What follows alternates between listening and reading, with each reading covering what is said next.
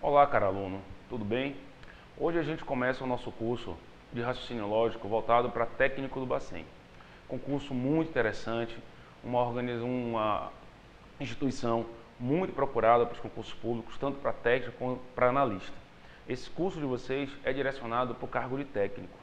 Já se sabe que a organizadora do concurso será o CESP. Dessa forma, o Banco Central, que não é muito fiel às bancas, lembre, por favor, que nos últimos anos já foi feito pela Fundação Carlos Chagas, foi produzido pela Sesgan Rio, já teve ano que foi feito pela ESAF, já houve um momento que foi feito pelo próprio CESP e agora esse concurso que está prometido para o segundo semestre de 2013 já está confirmado que vai ser o CESP. Então, dessa forma, a gente tem que começar a estudar, você tem que começar a estudar direcionado para a banca CESP, tá certo? Então, dessa forma, o que é que o CESP normalmente cobra? Vamos fazer aqui um histórico, mais ou menos uma ideia do que é que pode ser essa prova de raciocínio lógico no concurso CESP. O CESP, ele cobra normalmente a parte de lógica. O que é que se chama de lógica, professor? Aquela lógica que caiu no último concurso, que era sequência de letras, palavras, que era, por exemplo, baralho, questão de cartas, tá certo? Questão que envolve balanças, o que a gente chama de raciocínio lógico quantitativo. Na verdade, caro aluno, o que aconteceu no último concurso, o edital do último concurso 2009-2010 do Banco Central, organizado pela Sesgan Rio, ele foi cobrado no conteúdo de raciocínio lógico, a parte de raciocínio lógico quantitativo, que é essa parte que a gente chama também de testes psicotécnicos, ou então a gente pode falar, né, sequência de palavras, de figuras, questões que envolvem balanças, questões muito interessantes.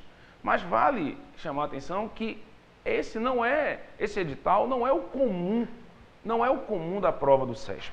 O CESP, ele tem dentro do seu conteúdo, tá, na cobrança de editais de raciocínio lógico, normalmente, deixar bem claro isso, normalmente, quando eu falo normalmente, é praticamente mais de 90%, 95% de cobrar para vocês 3 assuntos básicos iniciais, que são as partes de lógica proposicional. E quando eu falo de lógica proposicional, eu estou falando para vocês de regras, condicional, bicondicional, os conectivos, negação, equivalências, argumentos lógicos, como também ela pode cobrar de você análise combinatória, probabilidade. São 3 assuntos basilares no CESP, tá certo? Qualquer outra coisa nova que venha, tá certo? Tem um edital novo aí que o CESP vem cobrando há 1 ano e meio mais ou menos, que são problemas aritméticos, geométricos e matriciais.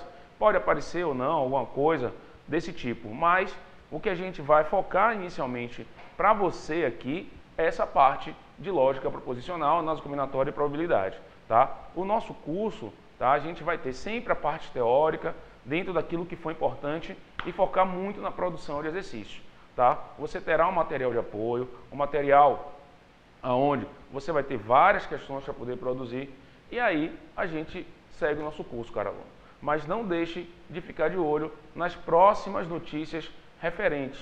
O concurso já foi autorizado, já se sabe qual é a organizadora, cabe agora você focar, jogar duro, estudar e seguir o seu caminho.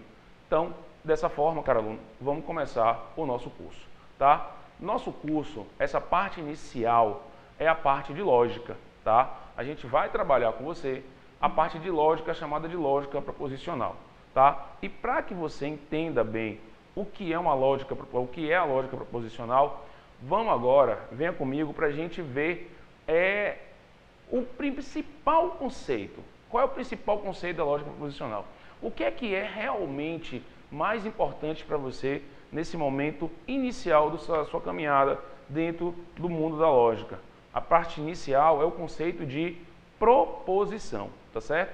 Então vamos ver lá o primeiro slide, e esse primeiro slide vai mostrar para você, tá certo, o conceito e alguns exemplos. Vamos lá, para fazer os destaques importantes, tá certo?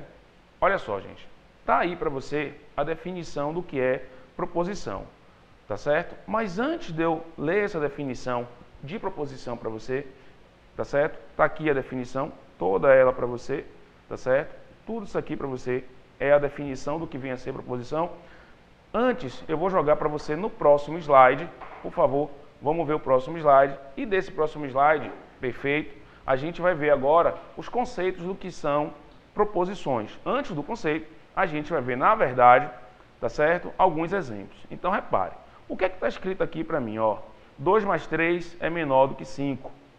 A Lua é um planeta. 7 é um número primo.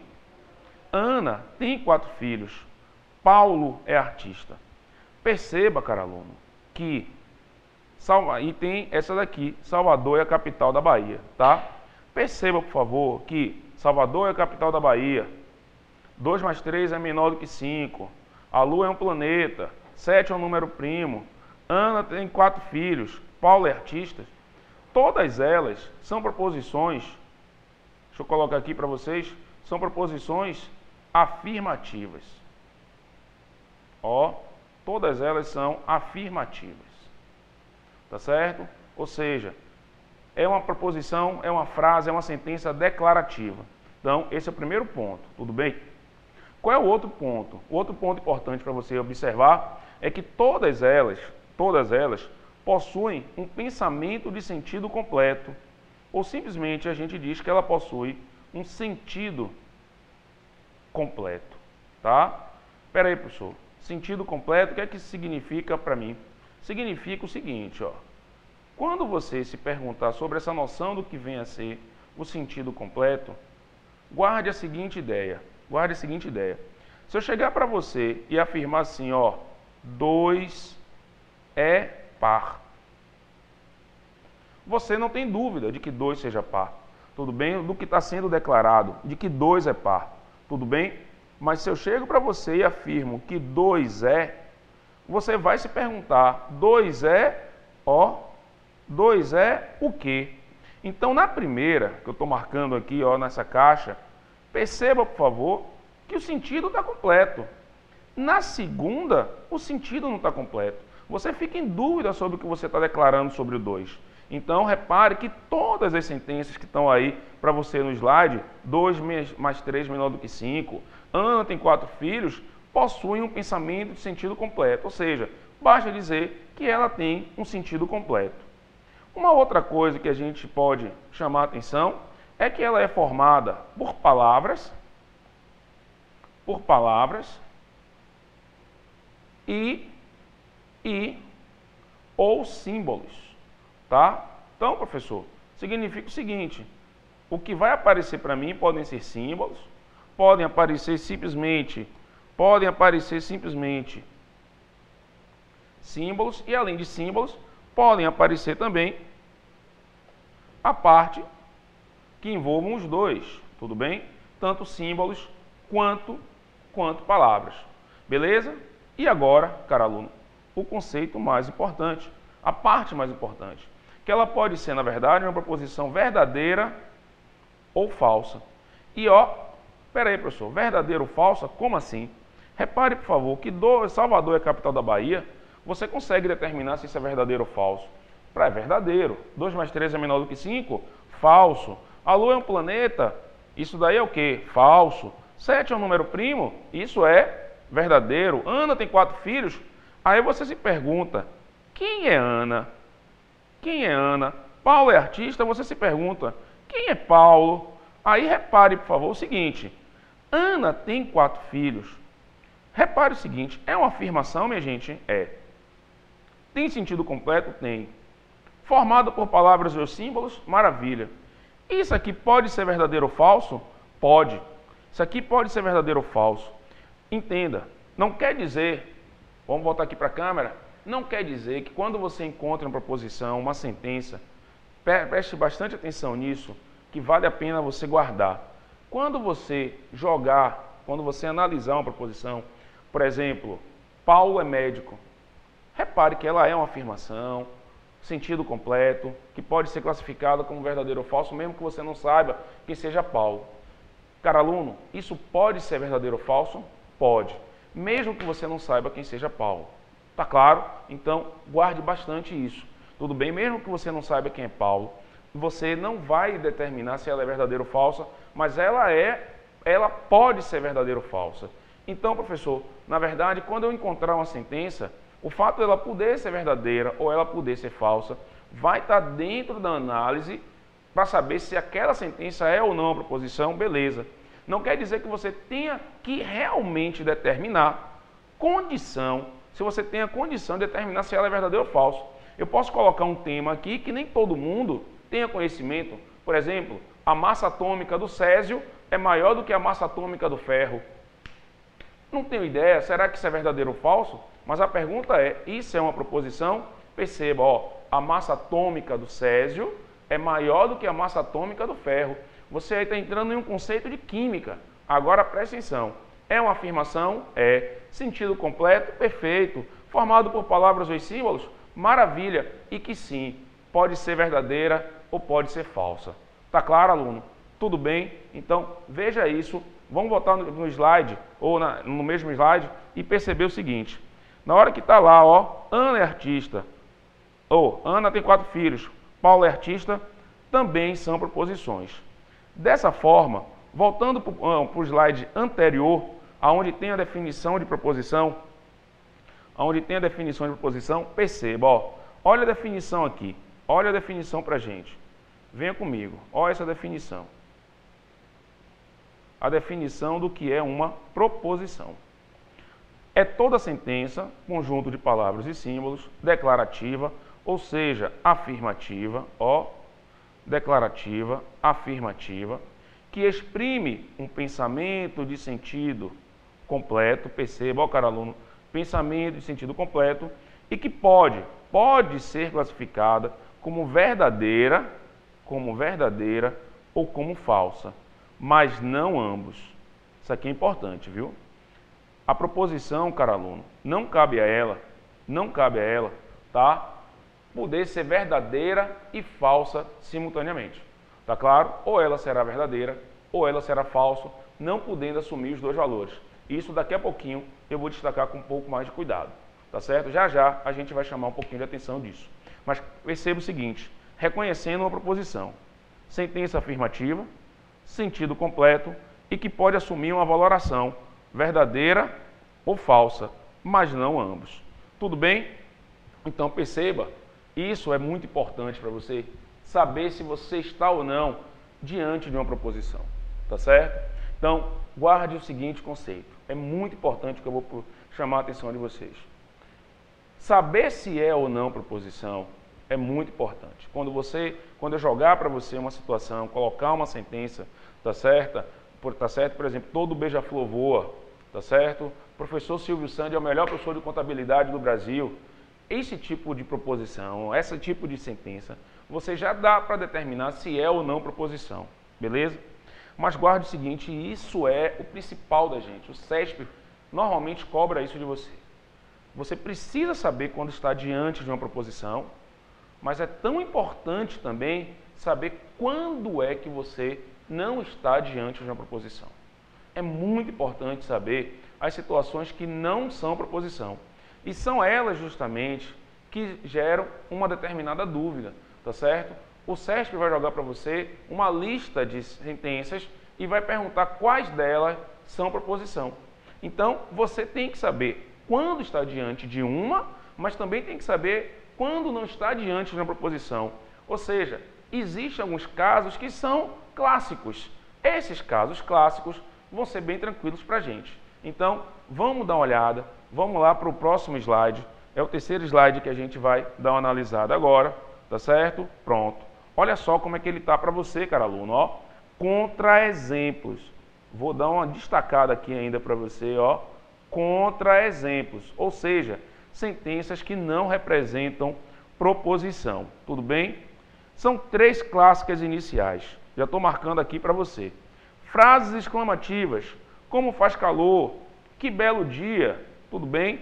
Todas essas frases exclamativas são situações que não são proposição. Não são proposição. Tudo bem? Ó, elas não representam proposição. Então, guarde o seguinte, fica de olho na frase exclamativa. Não é proposição. Beleza? Outra coisa, vamos lá, segue comigo. Frases interrogativas. Que dia é hoje? Que horas são? Também guarde. Não é proposição. Beleza? Guarda isso. Tá? Situações que não são proposição. Frase imperativa. Professor, exemplo de frase imperativa. Me dê um exemplo aí. Faça seu trabalho. Faça seu relatório com a devida atenção. Mas não é toda, vamos dizer assim, frase imperativa que você talvez já conheça com tanta facilidade. Uma frase aconselhativa também é considerada uma frase imperativa. Se você diz assim, filho meu, ouve o conselho de seu pai. Por exemplo, no Rio de Janeiro, visite o Cristo Redentor. Tudo bem? Em São Paulo, visite o Museu do Ipiranga. Esse tipo de frase é uma frase aconselhativa, é um conselho. Essa frase, para você, vai entrar no rol das frases imperativas. Tudo bem? Entra no rol das frases imperativas. Então, voltando lá para o slide, perceba que está assim para você, ó. Faça seu trabalho. Resolva o problema corretamente. Tudo bem? Essas frases, cara aluno, são frases imperativas, que também, ó, não é proposição. Tudo bem? Não é proposição. Beleza, cara aluno? Tudo bem? Beleza? Então, perceba, você já tem aqui três situações, tá certo? Que não representam proposição. Quais são essas três situações? Guarde isso. Frase exclamativa, frase imperativa e frase interrogativa. Fica de olho nisso, tudo bem? Existem mais duas situações bem interessantes. Vamos a ela. Lá no próximo slide, repare. Antes de definir, eu vou pegar com você agora uma tela branca, tá? Vou jogar um quadro branco para a gente perceber o seguinte exemplo. Então, observe, tá? Observe. Na hora que eu chego para você e escrevo, por exemplo, x mais 3 igual a 10. Tudo bem? Na hora que eu escrevo x mais 3 igual a 10, perceba, por favor, que abrir esse x mais 3 igual a 10 significa para mim que esse x que está aqui e essa equação... Espera aí, professor, isso é uma equação? Isso daqui que está para mim é uma equação? Com toda certeza. É uma equação de que grau? Isso daqui, ó, não esqueça, é uma equação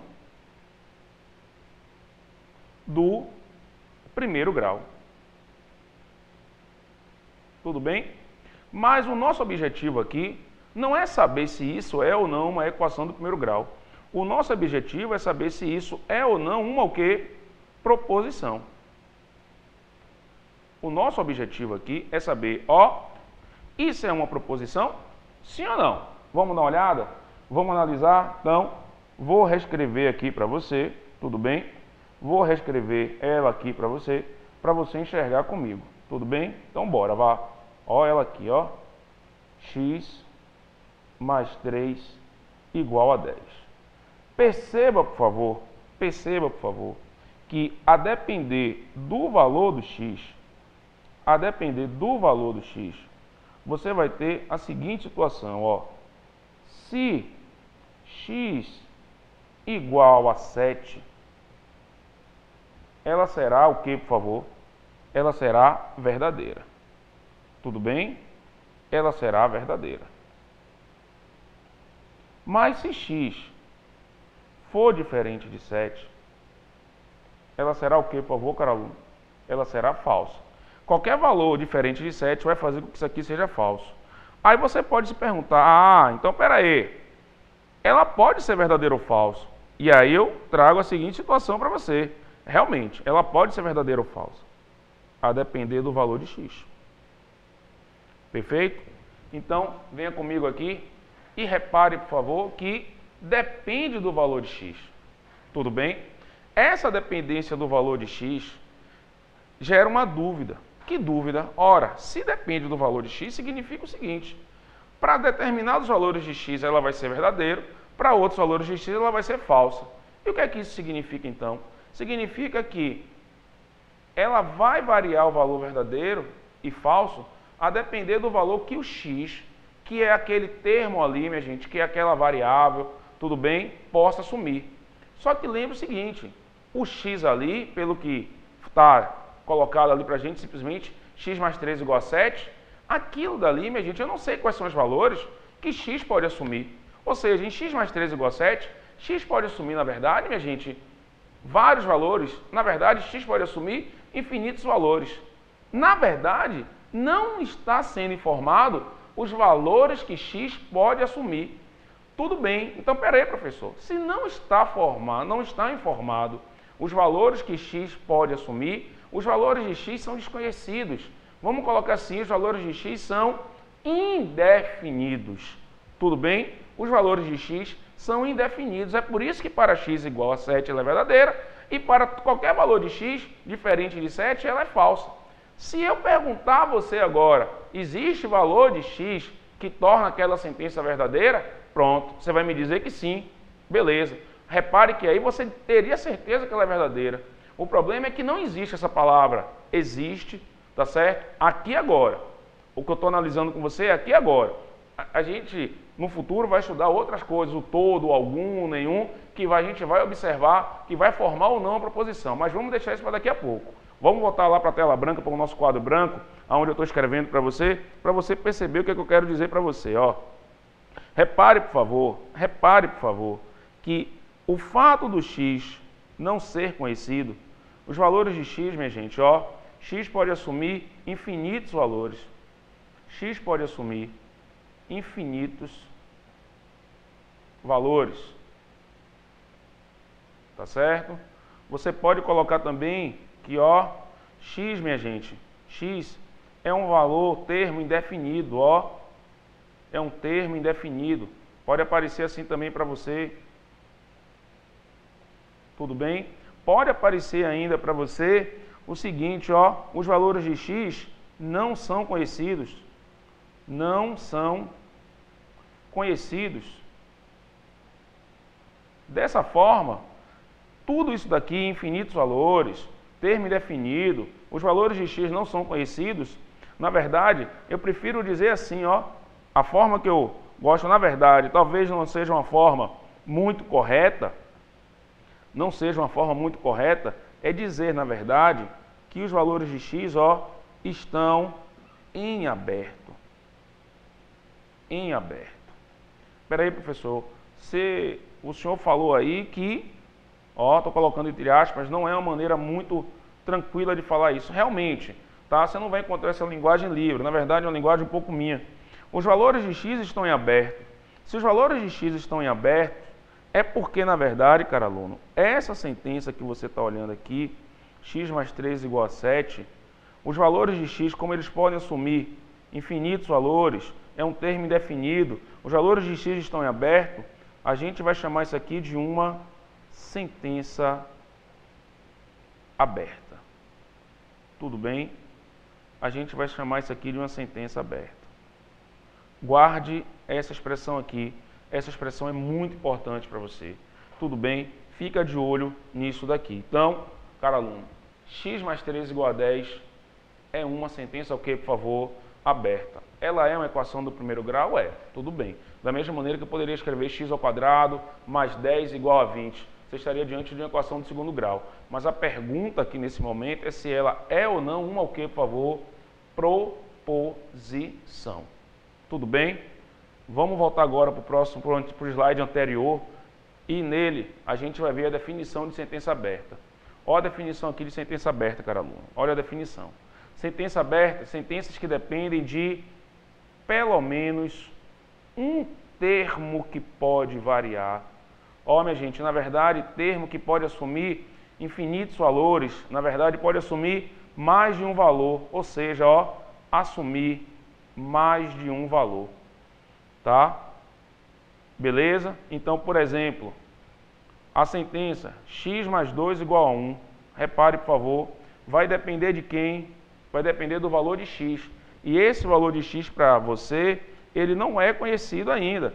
X ali pode assumir infinitos valores, professor? Pode sim.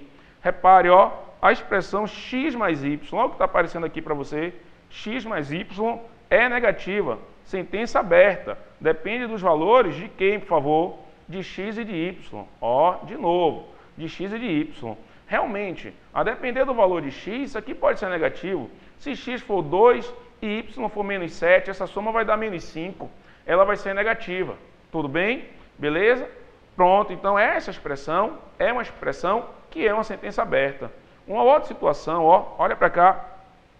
Ele é um médico notável. Repare, por favor, ó.